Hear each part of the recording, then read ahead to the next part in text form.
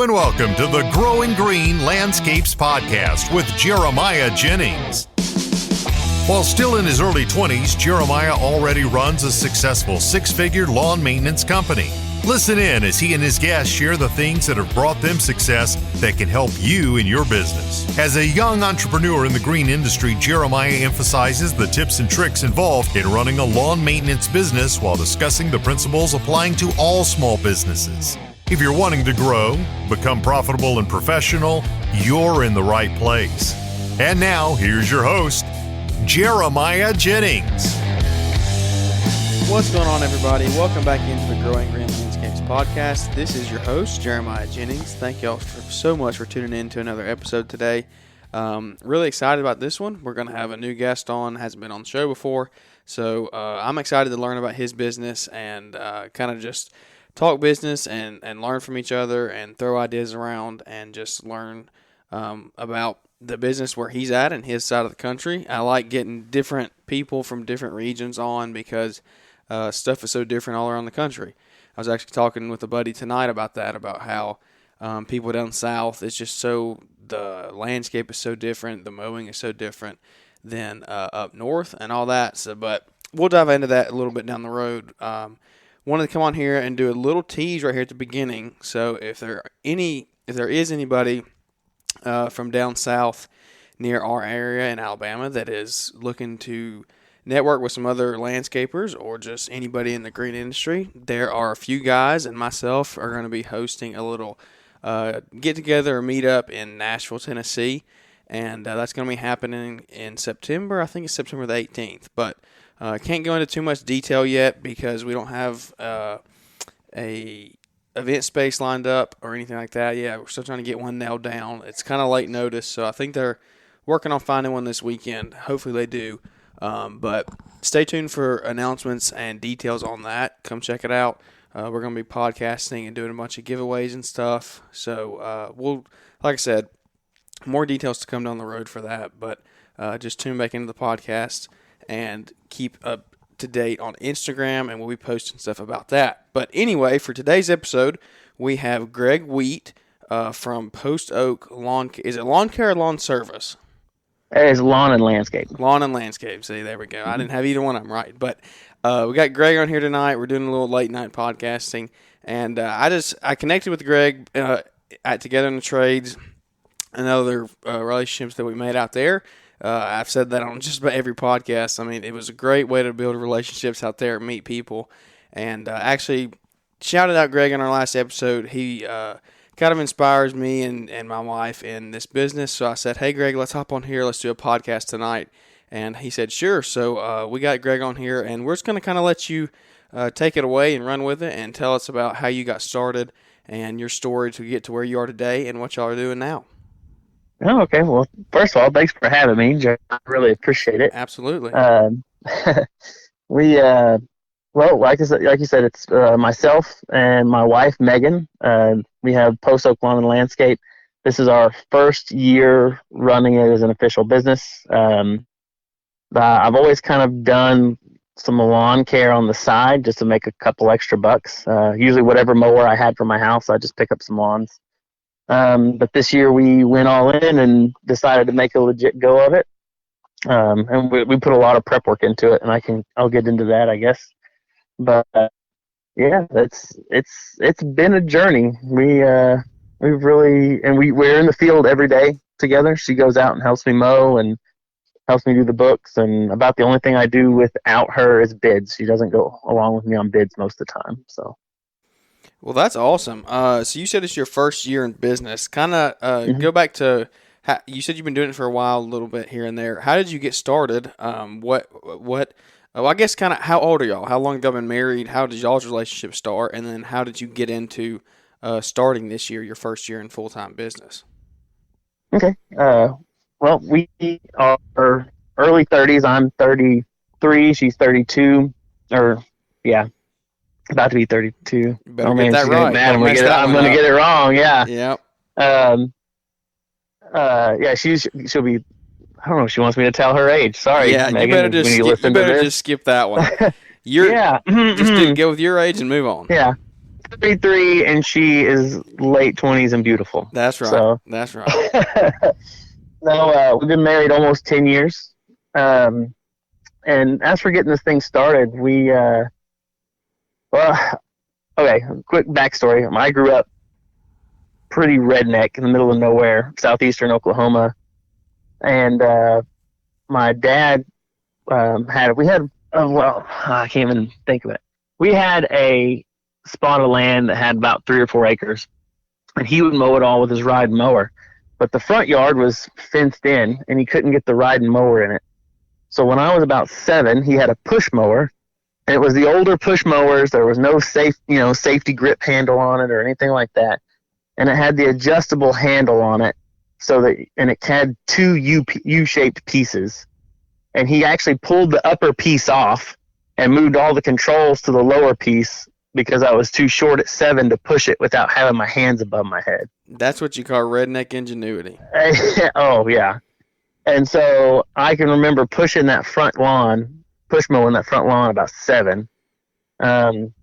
We moved around quite a bit, and about the time I was 11, we were living in a little town in Colorado. We lived out there for a few years because my dad went out there hunting and came back and was like, "Oh, we're moving to Colorado." And in 6 months, we were living out there. But we were living out there, and I was 11. We were living in a little trailer park out there, and I started push mowing the neighbors' lawns for some cash, $10 a pop for these little bitty postage stamp lawns around these trailer houses. And I did that for a while and actually making like $20 an hour back in like 2000. And I turned 16, and I thought, instead of thinking, okay, I'm making $20 an hour mowing, I'm 16, I can drive, I've got a little truck, I want to go make some money. My thought was, man, I need to go get a real job. And I went to Wendy's and went from making $20 an hour to making $5.15 an hour. And that's a real job right there. Yeah, exactly. I thought I was doing what was supposed to be done. And the mowing, to me, the mowing thing wasn't a real thing, quote unquote, even though I was making good money at it. And but that kind of let me know that I could always make money somehow. You know what I mean? Like I always knew that a little bit of hard work, there was always something around for me to make money with, as long as I was willing to put in the effort. And so that's where I always had mowing gigs on the side, in between my other jobs. And so I've kind of got the entrepreneurial bug a couple of years ago, and I tend to be an analysis paralysis type of guy. Like I'll just soak up information. And I had trouble taking action and executing on stuff. And so I told my wife, we found ourselves in this unique opportunity where we had bought a house and we had renovated it. And this is a little tangent, but I'd flipped a few houses early in my life, and or early in my adult life. And but we'd bought a house and lived in it and renovated it.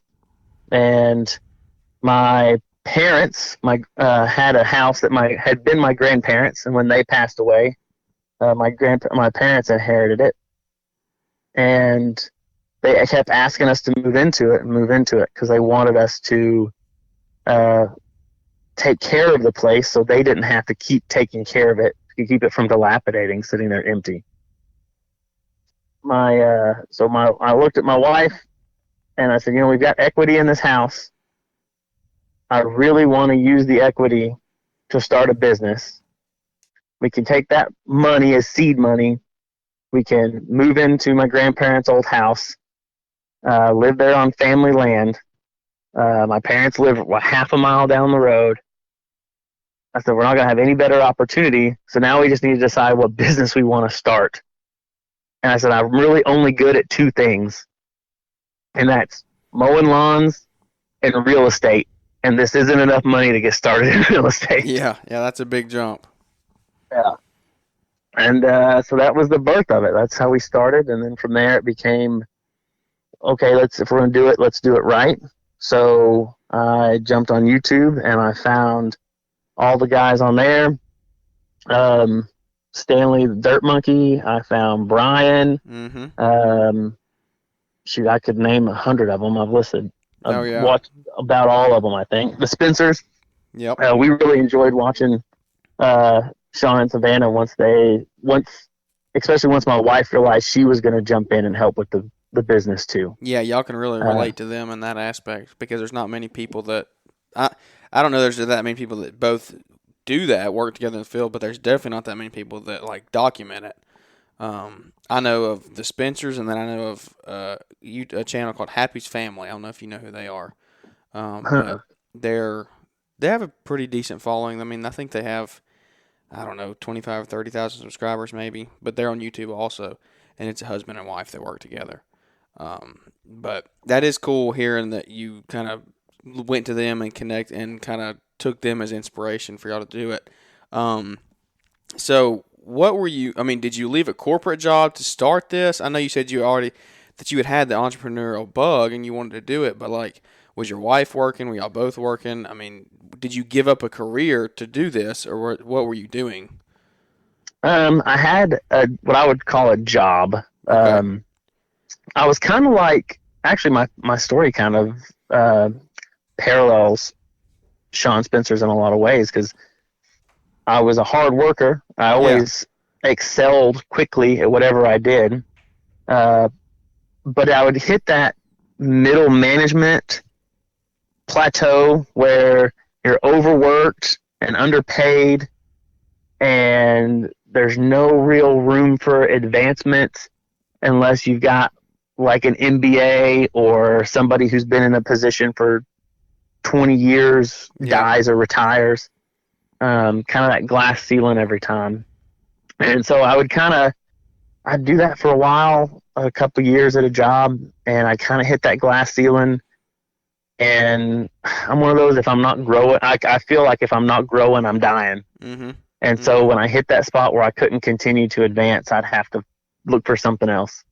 And so I'd end up finding a job where I could, take $1 an hour pay raise and start at the bottom again somewhere and work my way up. And it was great for a time. I got to do a lot of different things. A lot of natural gas and oil field stuff, because down here in southeastern Oklahoma, that's where the money's at. Really? That's cool. When we decided to pull the trigger on this, I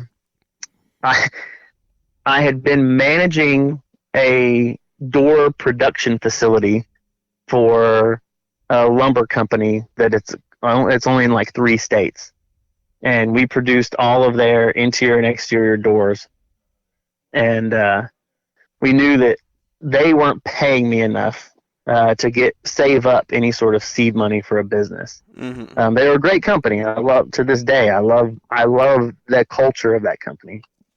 But I got wind of what they call a meter technician job, and basically you travel to natural gas well sites and you calibrate the meters to make sure that all the gas flow is being measured accurately so that everybody's getting paid correctly.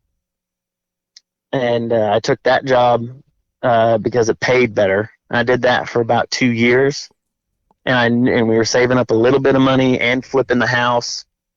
And we got ready to that point. It was the fall of last year, and we were getting ready. Like, we knew we were going to pull the trigger in the spring of 2021. And so the trouble was, we knew that when it became time to start mowing, I would have to just quit cold turkey and really hit the ground running and get accounts, or I was going to have to mow on weekends and stuff. And we wanted to present ourselves as a professional company, not as a chuck in the truck, some guy just mowing. We wanted to be professionals. Yeah, you want to do it the right way from the beginning. Exactly. We wanted to have that air of professionalism from the first day when we stepped on the first property. We wanted the uniforms, we wanted the shirts, the pants. We wanted not a fancy truck, but a decent looking truck, a commercial grade mower. Not, hey Dad, can I borrow John Deere lawn tractor, and Yeah. nothing wrong with starting that way. But we knew, I'm married, I got a wife, I got kids.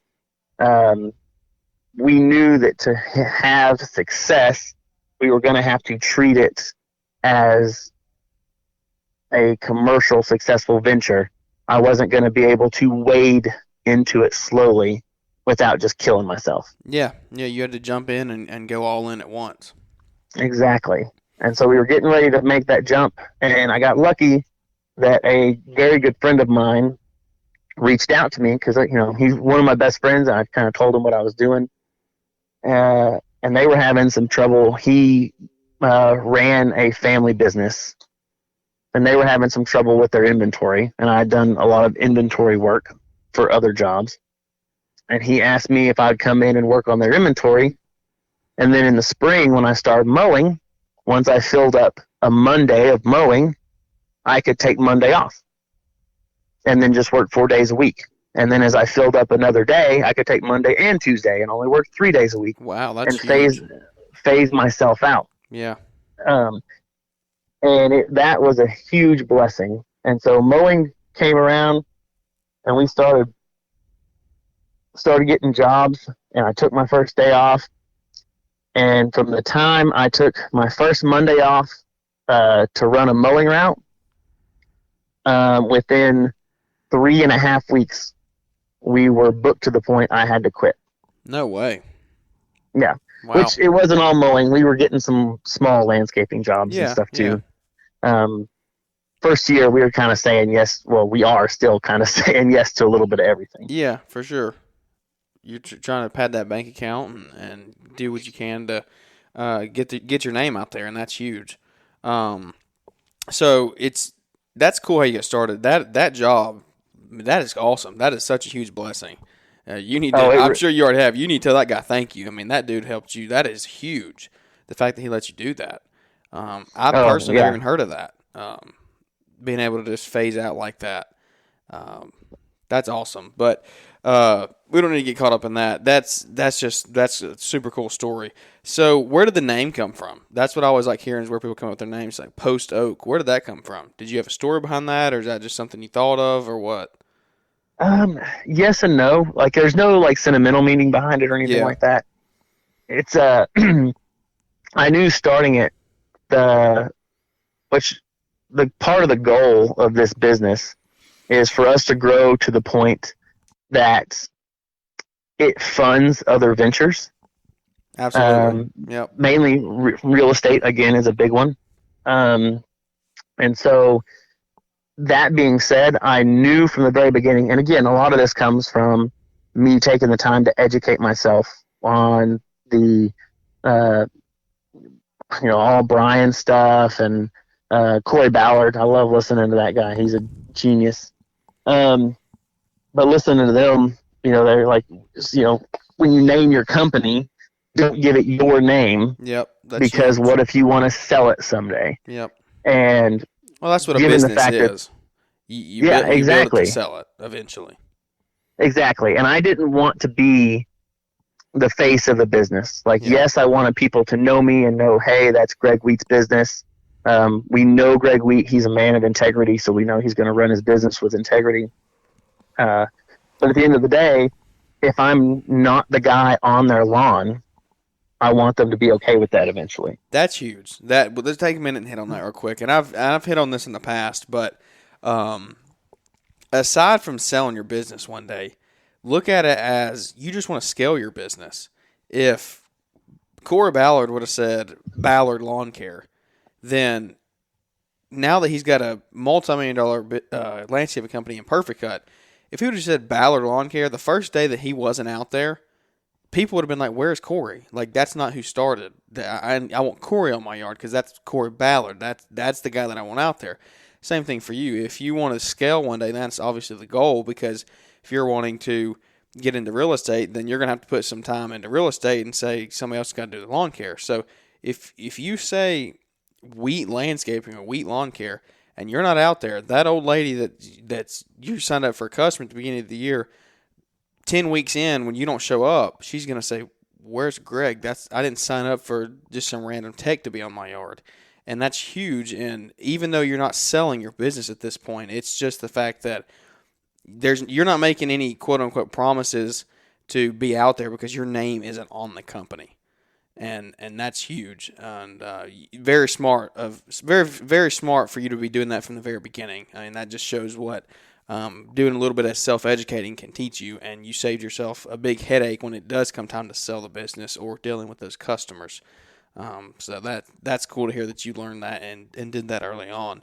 So no sentimental value, just simply strictly business purposes. Right. It's a cool name. I mean, yeah. Well, we played with some other names because the town that we do most of our mowing in, because I live way out in the boondocks. I mean, we're in the middle of nowhere. And as we were talking before the podcast, I'm sitting on my front porch, and I'm surprised you guys can't hear all the crickets and frogs and stuff chirping. Mm-hmm. But this is the closest town, the biggest town with a Walmart. How about that? Is about 30 minutes away. Oh my! So you are out there.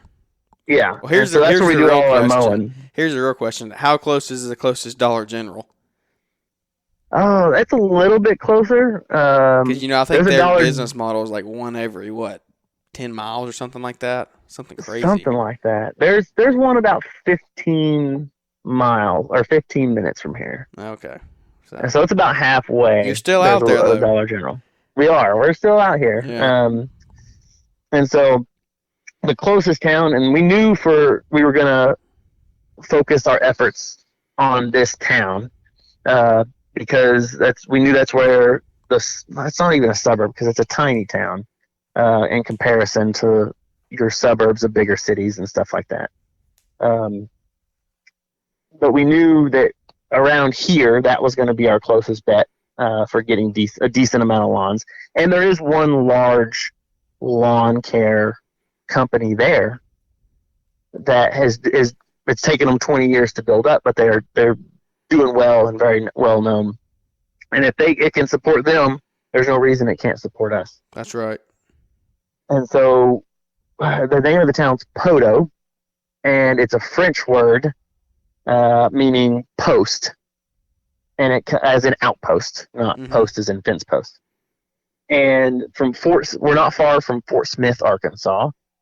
And the history of the area is that there was a river that ran from Fort Smith that ran to the post at Poto, and they just called it the Poto River. And it was the Post River, the river they took to get to the post.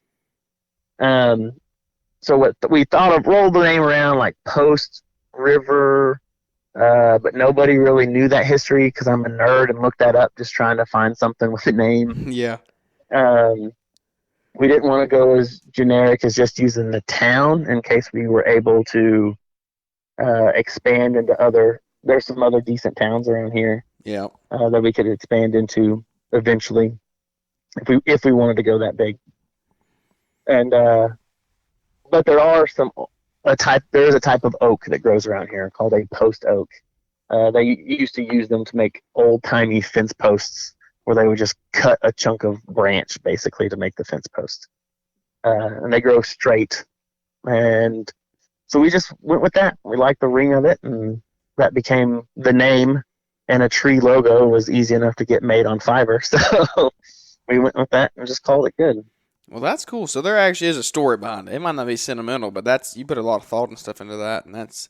Yeah, we spent some time on it and couldn't really find anything as catchy. I turned to a bunch of my friends, and they would give me the super, gimmickiest names. And I was like, man, I just don't want a gimmicky name. I want something that sounds professional. I can't remember his first name off the top of my head, but Kirby with Trifecta. Yeah. Lansing. Alex. Man, Alex Kirby, yes. I love his company. Their branding is on point. Their name is outstanding. Listening to his interviews where he's talking about that company, I mean, he's got it dialed in, and they're growing fast. And I love the image that he puts out. And so I really wanted a name that sounded professional, and not something that was, I don't know, cheesy or Yeah. gimmicky. Yeah. I would name some, but I was like, if someone went with that, I don't want to offend Yeah. them. I don't want to offend It them. just, yeah, no, because it's great for a lot of people. It just wasn't what we were shooting That's for. right. It's not what you were looking for. Yeah. Well, and like, I think it was in one interview they were talking about the name, the Lawn Ranger. Yeah. And I'm Yeah. like, that is a great name, but I just didn't want to go that direction. Yeah. Yeah. That's that's smart on your end. I mean, you just want to build a quality business from the ground up. It's like we were talking about you starting out and just diving all in and investing in the company, and you just want to Right. start the right way. And that's huge. Is when you're going all in like that, you just do it. There's no way. There's no reason nowadays for you to be stupid anymore when it comes to making these decisions. There's so much stuff that you can learn on YouTube and books and podcasts, and like you should be self-educating at least a few hours every day. I mean, you should be learning something a few hours every day, and you should be learning these things. So it's cool that you did that and you started out the right way. So let's talk business numbers a little bit, or just business in Okay. general. Mm-hmm. You say you're out there in the country. I saw actually on your story today that y'all were dealing with some rain, and you were saying your route was 30 minutes away. So it sounds like you obviously have to travel a little bit to do some of your yards. What kind of numbers are you looking at yard wise? How many can y'all do in a day? Because I know like out here where we are, we're also a little bit more rural. We're in a big city, but just property is bigger here. We don't have as Mm-hmm. many small neighborhoods. So, I mean, we're looking at an acre to 3 acres for our average properties. So we do 10 or 12 a day, whereas people up north are doing 30 a day. Right. So what does it kind of look like for y'all, the Well, landscape out there and all that? well, let me preface it by telling you guys about our setup a little bit because that limits us just a hair. We when I got ready to buy my equipment, I knew I wasn't going to be able to just go out and buy the biggest baddest mower. Absolutely. Yeah. So I was trying to figure out a good, and also like I said, I knew that there was a large company in the town we were going to go into that runs very efficiently. So I was trying to figure out what my niche could be, what could get my foot in the door on the market, and also what would be the most efficient starter setup. And I got lucky in the fact that actually Brian Fullerton kind of talked about this a little bit, and he basically said his ideal setup would be a fuel efficient truck running some sort of ramp rack system and a 36-inch stand-on mower because it could fit through back gates Yep. and you could run efficiently. So I knew I was only going to be able to buy one mower to get started, and so that's what we went with, was a 36-inch stand-on. And I actually originally bought this is a side tangent, sorry. No, I you're bought good. a 2000 white Ford Ranger, and the goal was for me to turn that into just a little mowing truck. And I built a bifold gate for the back of it, and the goal was to not have to pull a trailer. Mm-hmm. That 36-inch is the long bed, so the 36-inch mower would fit up inside of it. I was just going to mount racks to the side of the bed, and it was just going to be my little mowing rig. And I just finished my bifold ramp and was waiting for the the Gorilla Gate Lift assist to come in because it was heavy. Oh Mm-hmm. my gosh. And I think it was my second week mowing with it, and a lady ran a red light and slammed into that truck and No totaled it. way. Oh my goodness. I was getting so Oh, man. excited. That is an awesome. I haven't even thought about that. That is a great way that if you're saying like you're small, you want to be efficient like that. That honestly might be a business model that people with small neighborhoods and stuff. If you're just doing lawn maintenance, that might be the way to Yeah. go. Getting a little Oh, Ford yeah. Ranger like that, throwing one or two 36-inch stand-ons back there, maybe a 30-inch push mower, and just go to town with those small neighborhood yards, and you're saving so much in gas and tires for trailers and all that. That's really cool. Yep. I hadn't even thought about that. Yeah, that was the plan. And but it ended up that thing. She hit the front end of that thing, and just smashed it. And she didn't have any insurance. And Oh no. she had a bunch of live chickens in the back of her car, and they were running around the intersection. It was a mess. You are in the country. That proves it. Yeah. So anyway, so we were running in the 36, and now we went and bought an F-150, and we were pulling a trailer right now. But we're running the 36. That actually slows us down on our bigger acreage. Yeah. So, it takes, in 1 acre property, even if it's wide open, takes me 45 minutes. Yeah. Cutting it with that 36. And the little 36 will run. I mean, it's fast little mower. And it gets a good cut, even going fast. But man, an acre is a long haul on it. So the goal, we'll be getting a bigger mower. The goal is the beginning of next spring to reinvest into a bigger mower. Mm-hmm. But because of that, we don't do a ton of lots right now. We focus a lot on smaller. But we do have a couple of big ones, and they tend to eat up our time. Yeah. They're still profitable, but they're not as profitable as they will be once we get the bigger mower. For sure. Yeah. But my wife and I together, we'll do about, we can do about 12 yards in a day. Yeah, that's good. And that's going to be a mix anywhere between a third of an acre to an acre. I don't think we have anything bigger than an acre at the moment. Mm-hmm. Well, I lied. We do a 7 acre cemetery. Oh my goodness! How long does that take you to 36-inch stand on? It's a day and a half for us to do that.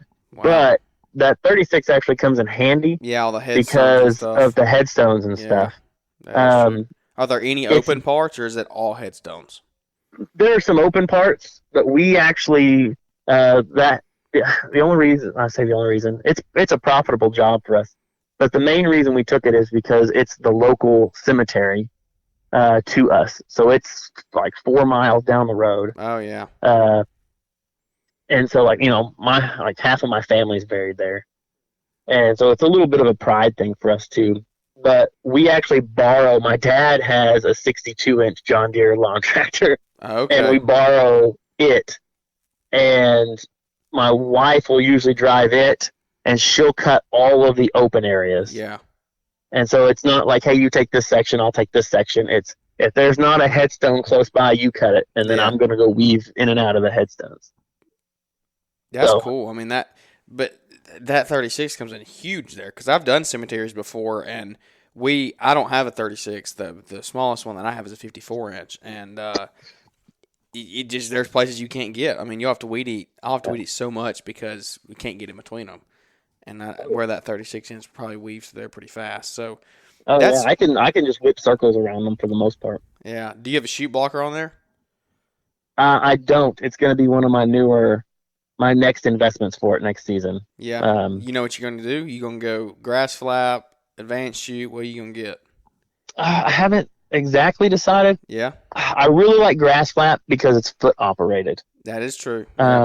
I don't like having to take especially around something like headstones. Yeah. Where you have to worry about chipping something. Yep. Or running into something. I don't like and that cemetery is not the flattest cemetery out there. Mm-hmm. And so I don't like the idea of having to take one of my hands off the controls to adjust the flap. Yep. So I like the idea of using the foot pedal. Yeah. It presents a little bit of an issue with my mower because of the fold up platform on it. It doesn't stand out away from the body when it's folded up. Oh yeah. Enough to have that pedal in there. So it means my platform, I have to find a different way to mount it where I'm like lifting a leg up to step on it. Yeah. And risking jamming my shins if I hit a bump. Yeah. Or I have to stick my leg to the side. So I haven't figured that out exactly. Yeah. So that, and I really like the idea of being able to run with it half open half the time. Mm-hmm. Because we do run into a lot of rocky soils here, and I'm just paranoid that I'm going to throw a rock and break a window. Yeah. And so I and haven't it'll done happen. that Let me yet. just tell Fingers, you, knock on wood. I'll prophesy for you. It's gonna happen. Oh yeah, I It's know. gonna I'm just happen. trying to prolong it as long as I can. Yep. I understand. And so I like the idea of being able to still discharge, Yeah. and just keep it half flapped when I'm facing towards a house or something. Yeah. I have grass flapping. It's been pretty good. I've enjoyed it. But my So, next one is going to be an advanced shoot, just because grass flap has its pros and cons, but we don't need to get into all that right now. Are you running Gravely or Toro? Because those are the only ones that I know that platform folds up. Actually, Or is there one that I'm I might running not know about? I'm running an off brand. It's a World Lawn. Oh, really? I didn't know they Yeah, folded up like that. yeah, they fold up in the back. Oh, It's cool. it's man. When I got it because we were trying to go cost effective, Yeah, and for also sure. But get a good cut. they do. I was worried about it at first because, like I said, it's kind of it's not a bad mower. It's just not a very well known mower. Yeah, it's not a big name brand. Exactly. And if you look at them, they kind of look cheap. Mm-hmm. You just look at them, you're like, I don't know, like, Yeah. you know. And so I was real hesitant. But I took everybody's advice. I knew I needed a dealer that was close by That's that huge. had good customer service. Yep. That's I huge. didn't have a ton of options. In Poto, we go, and I'll shout them out, Red's Premier. They are actually a bad boy dealer. I'm not impressed with bad boys. Yeah, I'm I've never talking personally bad ran about one, them. but Everybody down here has them, man. Really? You put a girl in a bikini on that mower on your advertisement, and everyone down here wants to buy one. Really? Huh. Yeah, same with Spartans. There's a Spartan dealer, and everyone wants to buy a Spartan now because their advertising is, big machine guns and missiles and stuff on their commercials. So it's like guns and girls basically sell everything down here. Yeah, it sounds like the Hardee's commercials. I don't know. Do y'all have exactly. Yeah. Exactly. And I'm not saying they're bad mowers. Yeah. I've ran a bad boy and I wasn't impressed.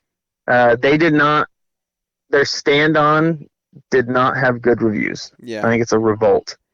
The Spartan did not have a stand-on when we were looking at mowers. They have one now.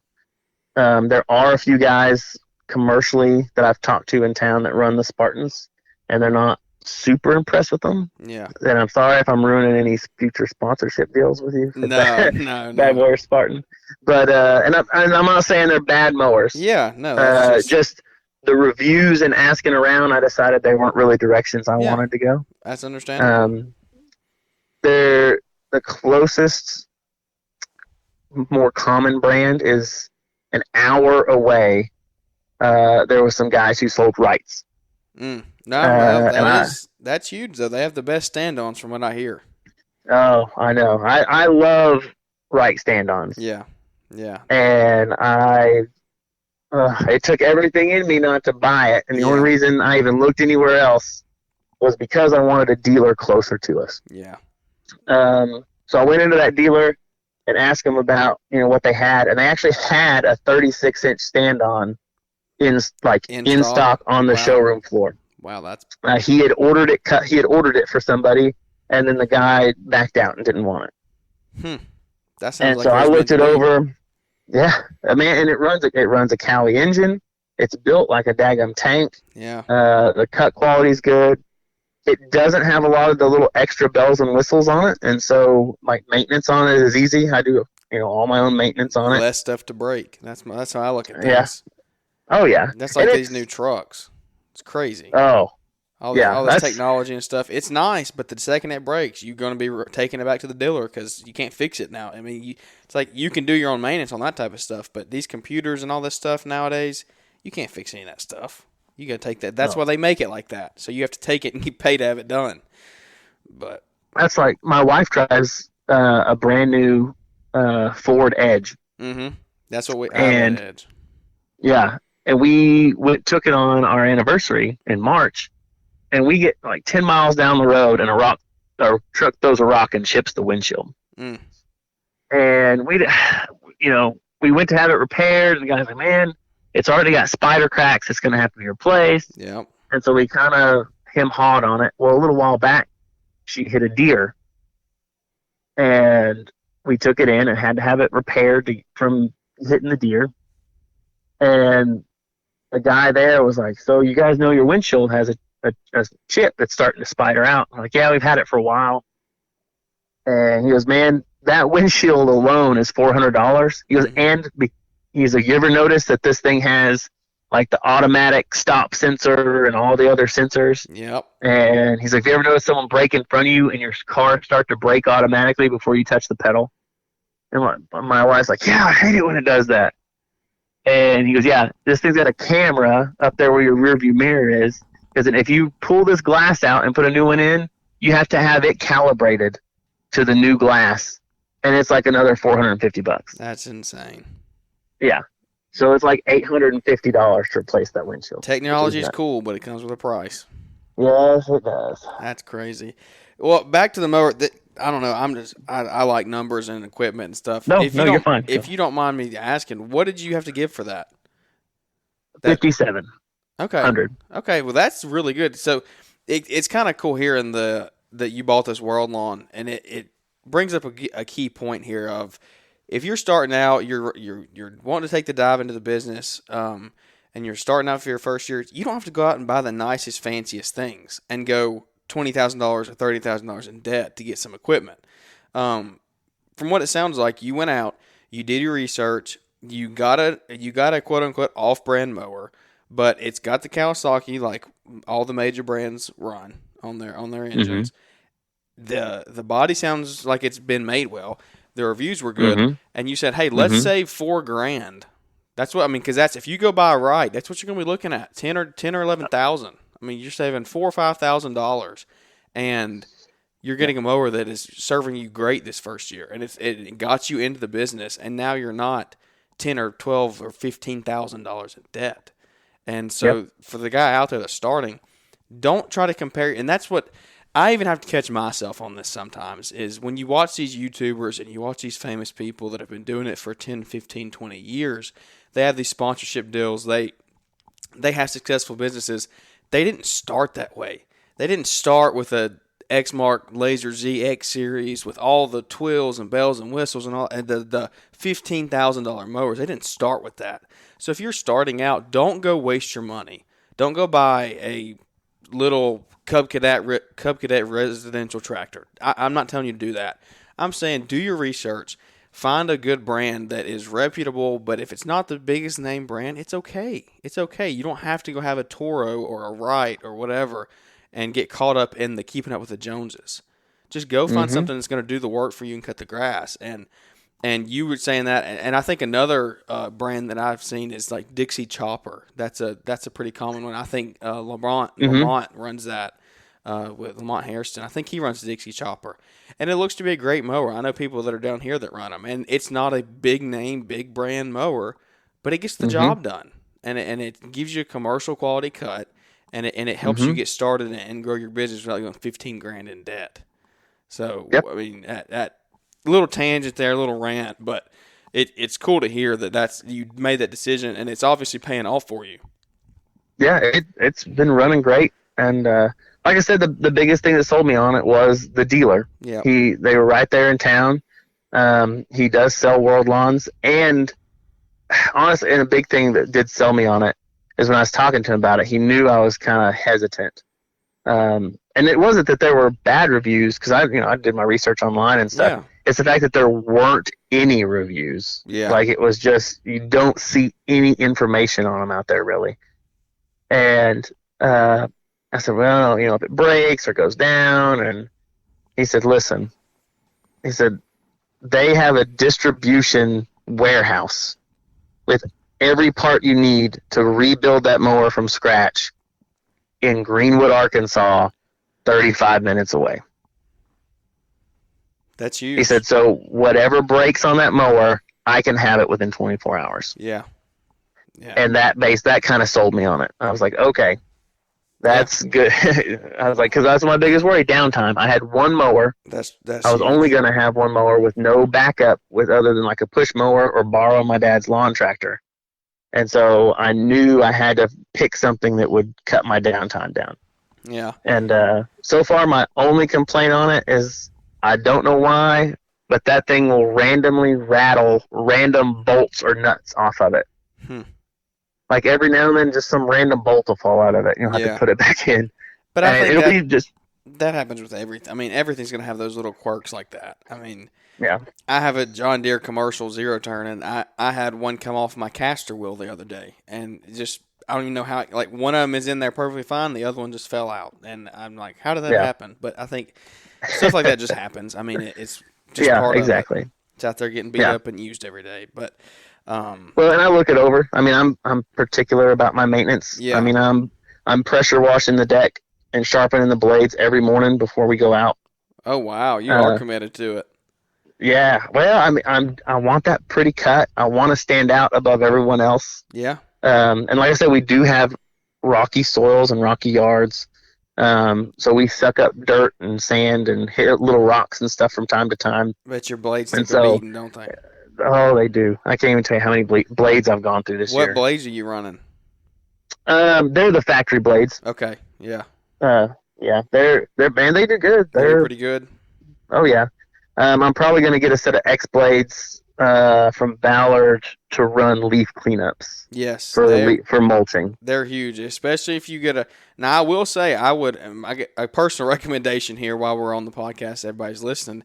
If you could, I would try to get that shoe blocker before leaf season. That makes all the difference. And I know it's an investment, and anybody out there that's on the fence about it, if you can, and if it's all possible, get you a shoe blocker before leaf season, even more so than those mulching blades, because being able to close that deck, those leaves get sucked up. I mean, and they get mulched up just because there's no way to let them out, and it makes all the difference. 2 years ago, I didn't have a shoe blocker, and then last year I had one for the first year, and I was like, "Where's this been my whole life?" I mean, because you don't have to spend 2 hours on a leaf cleanup mulching. You can just close that thing and go back and forth, and it mulches them up into nothing. And it's almost like you bagged the yard when you have that shoe blocker. So that is something I would recommend to you and anybody out there. Get one as soon as you can, especially going into the leaf season. But anyway, that's another side tangent. But it's fun talking equipment. I think guys like listening to that type of stuff sometimes. I mean, you can only take so much business knowledge all at once. But so we're already at 46 minutes. Man, time is flying.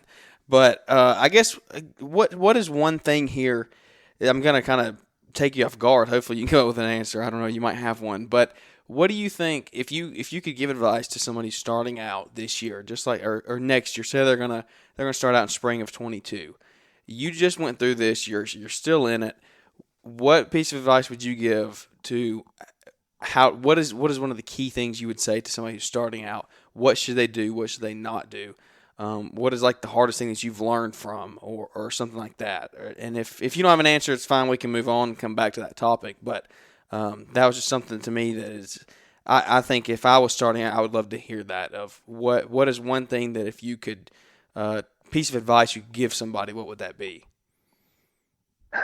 I'd say it's probably plan and execute. Mm-hmm. Because my biggest problem for a long time was that I'm a sponge for knowledge. I love to learn. I love to grow. I love to improve myself, but I was always very hesitant to take action. I'd have all these good ideas and I'd have all these things I would learn and deep dive into, and then I would do nothing with it. And that wasn't going to happen with this one, but I was going to do it. I knew it was my fear. Honestly, a lot of times it would paralyze me. You know, again, I got a wife and kids, and I've got a family to support and mouths to feed and futures to plan for. And it was scary taking any sort of step that was not a guarantee, even though no step is a guarantee. It's just a mental trick we play on ourselves. That's right. Yeah. And so I would say plan and execute, but make sure you plan. Because if you fail to plan, you plan to fail. Yep, that's right. That's huge. I mean it's it's 50-50 there. You have to execute, but if you don't have a plan in place, and the plan's never going to go exactly as you thought it was. That's never the case. But Yeah.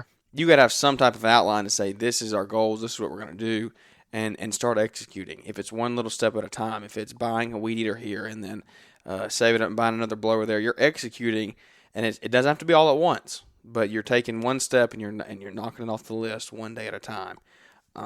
That's a cool piece of advice. I mean, if you're out there and you're listening and you heard that, I would say take that and put it in place in your business. What are you, kind of shifting subjects again, how are you set up legally? Are you running as a sole prop right now? Are you an LLC already? How did you? Yeah, no, we're LLC.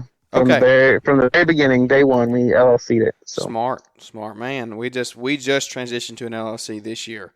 So that's why I always say we're doing it with you guys. I'm not coming from a top-down approach. I'm still learning this stuff as I go. So I ran as a sole prop the last 2 years and just changed to an LLC this year. And I'm glad that I did. It's kind of a relief knowing that if something ever does happen, my house isn't getting taken.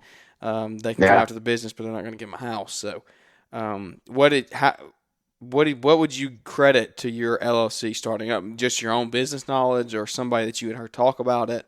A little bit of both. Yeah. I've done enough research into starting business. I've even started small businesses in the past, and none of them took off. Yeah.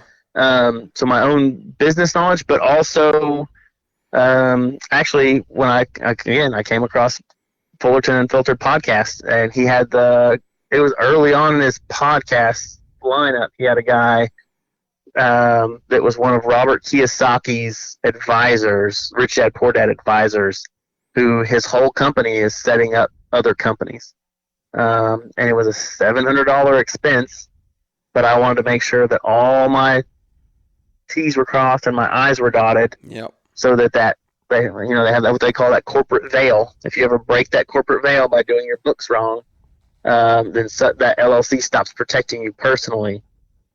And so I wanted to make sure that was in place. Not that I have a ton for anybody to come and take right now. Yeah. But nonetheless, I wanted the company to be set up for success from day one. It goes back to doing it right from the beginning, starting the right way. Right. And it wasn't like we had an image. Like, we're year one. We're still in the grind, just hustling as hard as we can go. And it wasn't like I waited until I had this picture perfect, clear vision of what this was going to be in the future before I could take one step forward. But I did enough research and talked to enough people and educated myself enough to have a pretty good idea of what a foundation for a good business would look like. And so I went about setting up that foundation. It's kind of like Brian's talk from Together in the Trades, where he's talking about foundation and legacy. That's right. I may not have been able to picture the skyscraper completely in my head, but I knew what kind of foundation had to go in the ground for that thing to be built off of. Yep. And so that's what we did. We focused on trying to do things right, setting up an LLC, being as profitable as possible. We went straight to having yard books and QuickBooks. We just tried to do it right.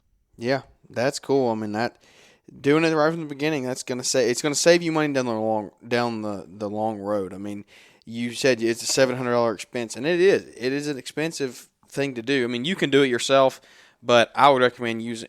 This is not legal advice. That's what everybody else says on their podcast. This is not legal advice. So this is not legal advice, by the way. But I would say use an attorney, find somebody that specializes in that, and let them help you set up an LLC.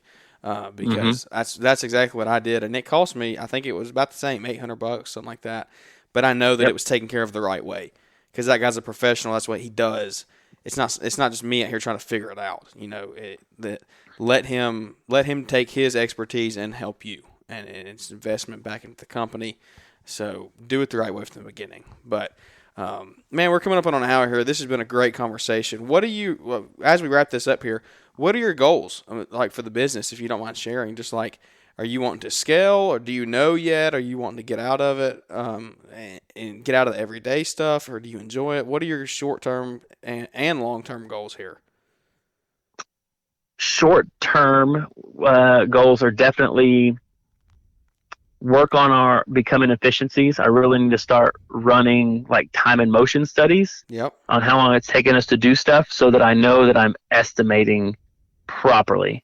That's Because it's big. real easy to go out, me and my wife, and cut some lawns and trim some hedges and pull out some flower beds and pick up all these odd jobs and come back and see money coming into the account and cut ourselves one check to live off of at the end of the week and say, oh, we're making money. Yep. But it's like, okay, but if I was a paid employee and she was a paid employee and we had to all the other stuff that comes along with that, taxes and all that good stuff, plus paying, most likely paying someone to do payroll or whatnot, then would we be making money then? Yeah. Am I still making money at that point?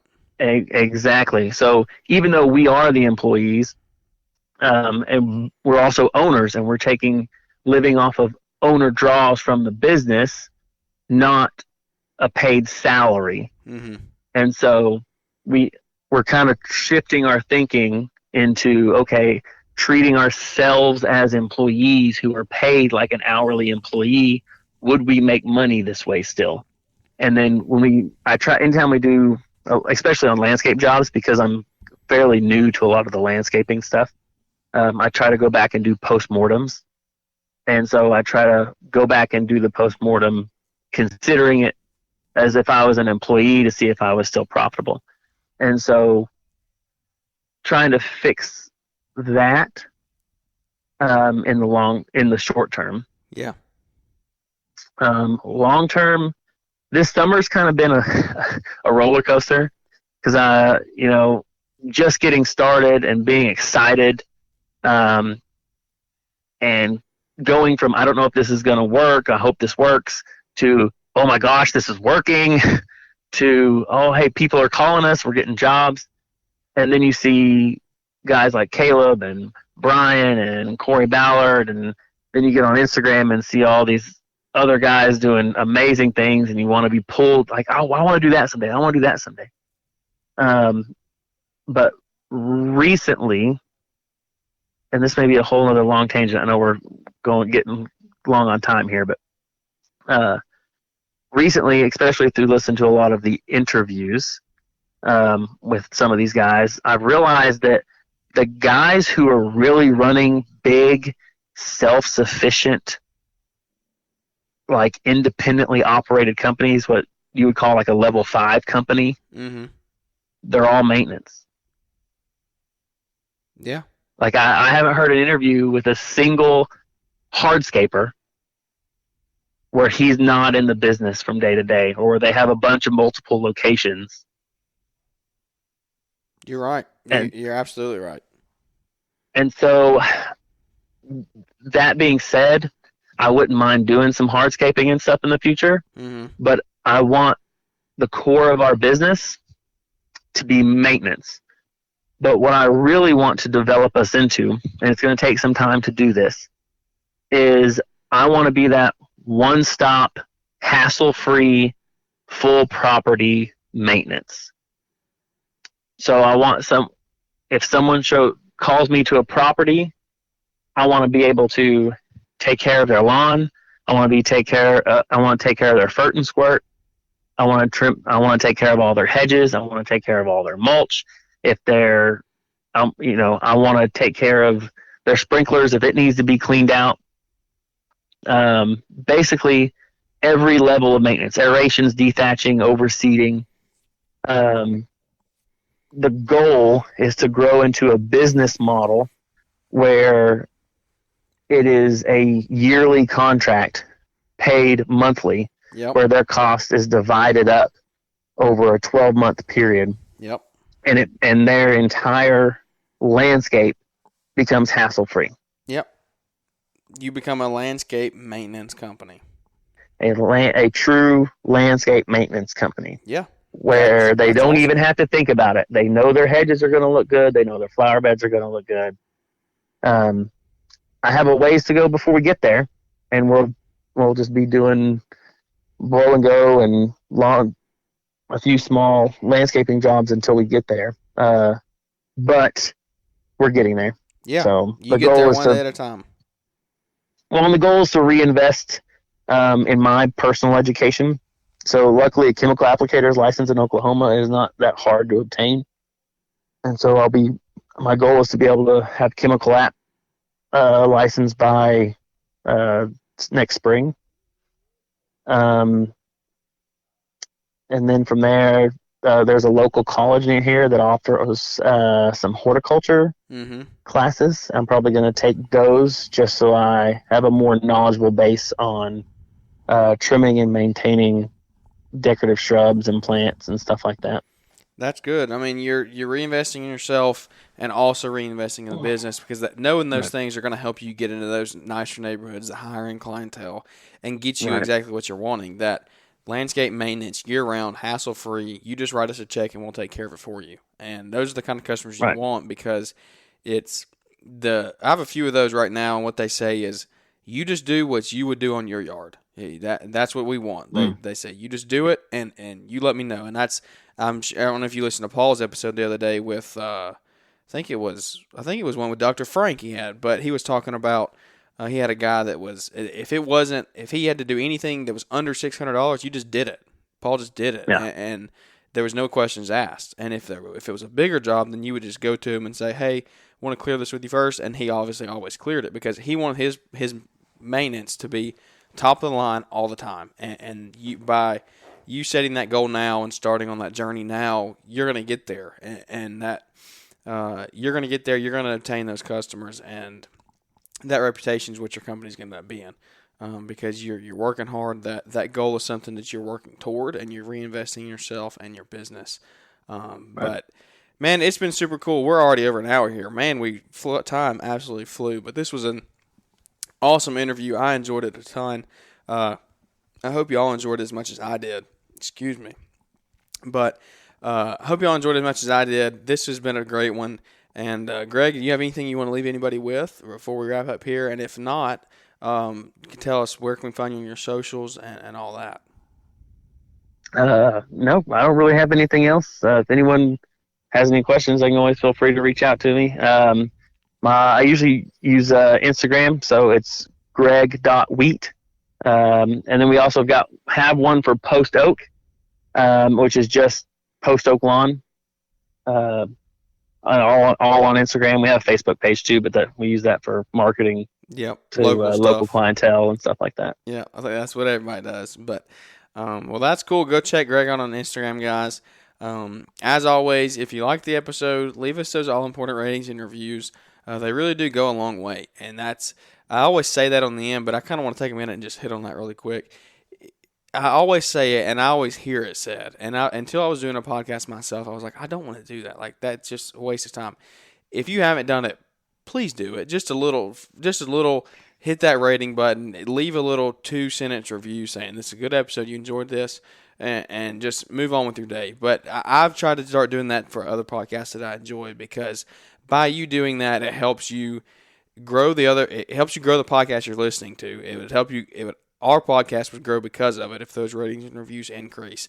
We would reach a bigger community, and by reaching that community, it puts us in places to go reach bigger companies, to bring y'all better content, more quality content with bigger guests, and people that have lots of knowledge on these big companies in the landscaping industry, how stuff is made, and all that kind of stuff. So leave those ratings and reviews, and it really would help us, and it goes a long way.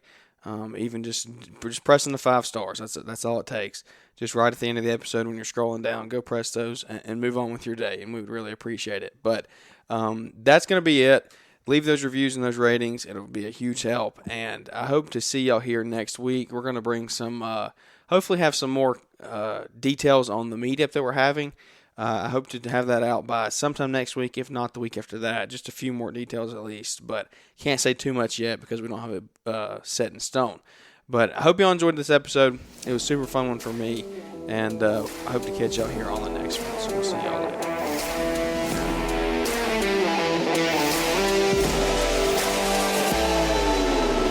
Thanks for tuning in to the Growing Green Landscapes podcast. We know you have many other podcast options to choose from, and don't take it for granted that you chose to spend some time with us today.